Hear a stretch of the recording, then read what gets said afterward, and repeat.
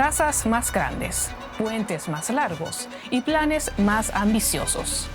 Guyana es uno de los países más pobres de Sudamérica. Sin embargo, su economía está hoy entre las de mayor crecimiento en todo el mundo. The government's approach at the moment is we are going to take as much as we can. Esto es gracias al petróleo. Y Guyana no es el único. Países de toda Sudamérica están llevando a cabo proyectos de perforación petrolera, pese a los cambios en la industria y a la tendencia mundial hacia la descarbonización, tendencia que también está presente en la región.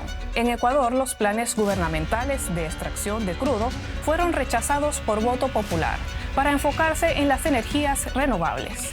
Y nosotros tenemos esa conjunción de agua, sol y viento al mismo tiempo y en el mismo lugar. Una región con dos enfoques acerca de qué hacer con la riqueza bajo tierra. Pero ¿cuál es el correcto? What's the point on destroying this land for a couple of years of oil? You are going to look to extract every last barrel from these reservoirs, and I think the demand is going to be there. En este episodio de Transformar la Economía hablaremos de Sudamérica y la encrucijada del petróleo. Guyana joined the ranks of the world's oil producers for the first time on Friday, as U.S. oil company ExxonMobil said it began producing crude off the coast of the South American country. Este video es de diciembre de 2019, pero los cambios en Guyana ya habían comenzado 4 años antes, cuando ExxonMobil descubrió petróleo en un yacimiento marino. Y no era poco, los cálculos daban unos 11.000 millones de barriles en total. Y es crudo del bueno, es decir, de baja densidad y bajo contenido de azufre, lo que significa bajos costes de producción. Nuevos pozos petrolíferos comenzarán a bombear a lo largo de esta década, aumentando la producción de Guyana en cientos de miles de barriles. En 2028, el país podría bombear 1.200 millones de barriles diarios, convirtiéndolo en uno de los principales productores de petróleo del mundo. Esto podría cambiar por completo el país. Guyana se sitúa en la costa noreste de Sudamérica. Tiene menos de 800.000 habitantes. Posee cuantiosos recursos naturales, aunque desde hace casi 200 años mantiene una disputa territorial con la vecina Venezuela, también productora de crudo. El país es tristemente conocido porque ahí ocurrió la masacre de Jonestown, el suicidio masivo de miembros de la secta del predicador estadounidense Jim Jones. En 2021 la tasa de pobreza era de 48%. Ahora la economía crece con cifras de 2 dígitos. Y este crecimiento ya es visible. It's changed massively. You would not recognize very much. Anand Persaud es director del Starbuck News, periódico independiente de la capital, Georgetown. Every building that's going up is 4 stories or 5. Every road that you might have seen before is being transformed into 4 lanes. Guyana está construyendo miles de nuevas viviendas para satisfacer la creciente demanda, así como hoteles nuevos y complejos de oficinas en el centro de Georgetown. Además, el gobierno va a reemplazar un puente flotante que tiene décadas de antigüedad para agilizar el tráfico. Pero el auge del petróleo también trajo nuevos problemas. El coste de la vida va en aumento y los primeros afectados son los más pobres.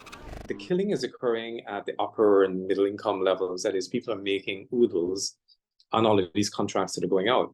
But the people down at the bottom complain. I'm not seeing any increase in my income. My cost of living has gone up because the demand up at the top for basic services has forced prices up. And I'm not seeing any alleviation of my bottom line. Los vecinos de Guyana, entre tanto, tienen sus propios proyectos en alta mar. Brasil se prepara para explotar bloques petrolíferos a lo largo de su costa norte. Lo mismo hace Surinam, que trabaja con la perforadora francesa Total. Y todo esto sucede en un momento en el que deberíamos estar dejando atrás las energías fósiles. Eso es al menos lo que dice la Agencia Internacional de la Energía. Si el mundo quiere llegar a 0 emisiones en 2050, solo deben explotarse los proyectos petrolíferos ya existentes. Los últimos años han puesto en entredicho ese objetivo. La demanda de petróleo se disparó cuando terminó la pandemia. La guerra de Ucrania afectó duramente los mercados energéticos y obligó a algunos países a buscar nuevos proveedores. En Sudamérica, la mayoría de los nuevos proyectos de extracción están en alta mar.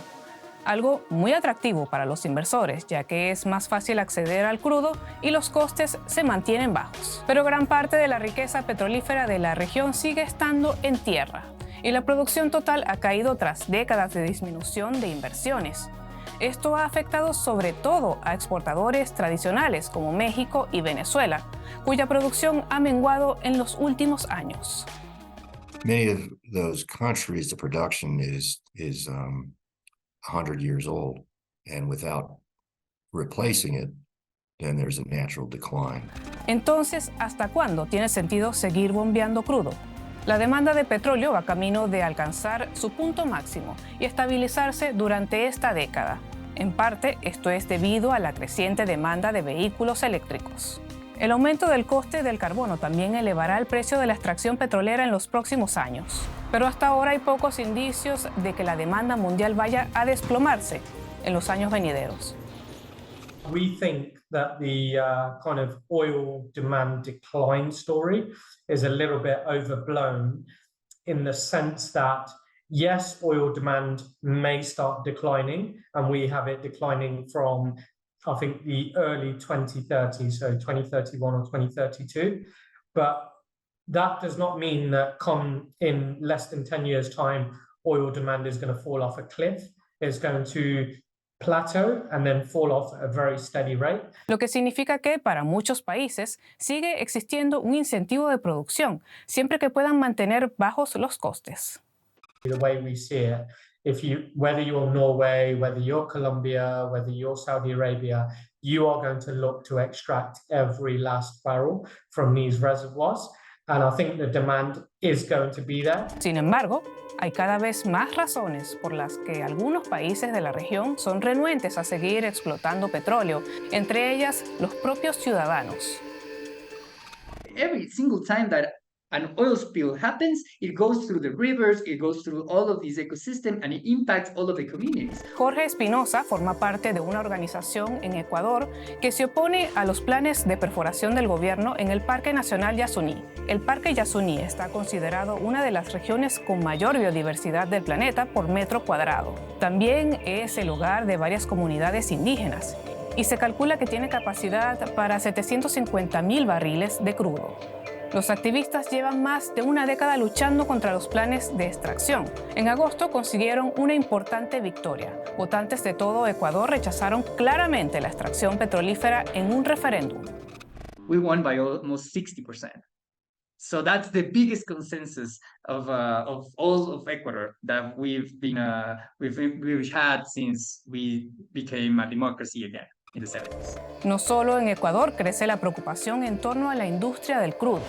Brasil quiere extraer petróleo en una región de alta mar conocida como margen ecuatorial. Está justo al lado de la desembocadura del río Amazonas, pero los manifestantes se han opuesto enérgicamente. Hay otras preocupaciones, como el cambio climático provocado por la quema de combustibles fósiles. Los estudios demuestran que también afectará a Sudamérica. Brasil ha sufrido graves sequías en los últimos años y se prevé que empeoren en el futuro. It is a tangible, very, very tangible and one of the most efficient way to combat climate change. Scientists have said that 2/3 of all of fossil fuels need to be kept underground. Pero ningún gobierno de la región se ha opuesto tan abiertamente al oro negro como el de Colombia. El presidente Gustavo Petro ha tomado medidas para prohibir el fracking y suspender las extracciones de petróleo, gas y carbón. Petro dijo que el petróleo está envenenando la tierra y que su país debe centrarse en la transición a las energías renovables. Mientras dejan quemar las selvas, mientras hipócritas persiguen las plantas con venenos para ocultar los desastres de su propia sociedad, nos piden más y más carbón, más y más petróleo para calmar la otra adicción, la del consumo, la del poder, la del dinero. En cierto modo, Colombia tiene uno de los mejores argumentos económicos para dejar atrás el petróleo. Sus reservas nunca fueron tan grandes como las de sus vecinos, y su extracción es cada vez más cara a medida que éstas se reducen. Many of the basins in a country like Colombia are what we would say mature, and therefore the average discovery size is small.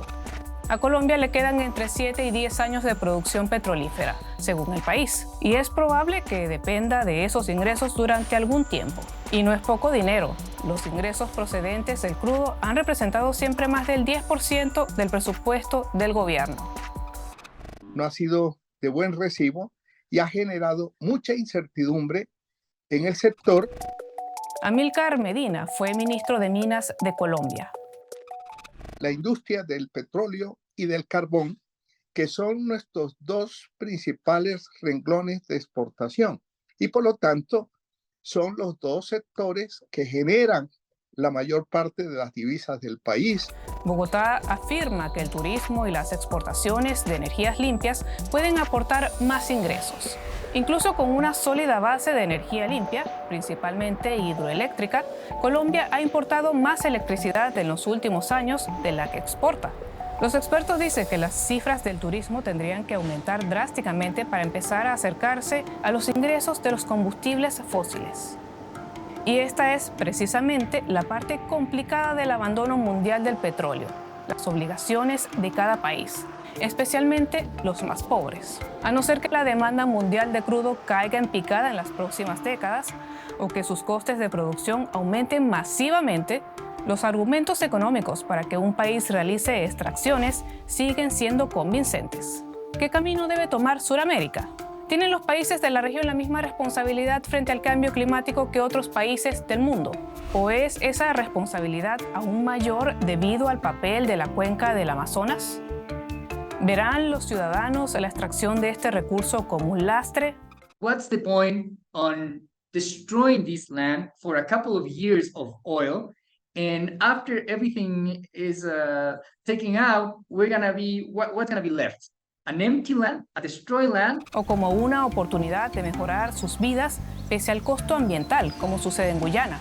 That is a big position of the government here. That is, we don't want to hear from the first world and the developed countries that we must restrain what we've done, because they've been pumping fuel for hundreds of years and polluting, destroying their forests. We have a right to be able to develop our resources. Al final, dependerá del tipo de extracción petrolífera, de cómo afecta a las comunidades locales y de lo que signifique para el medio ambiente.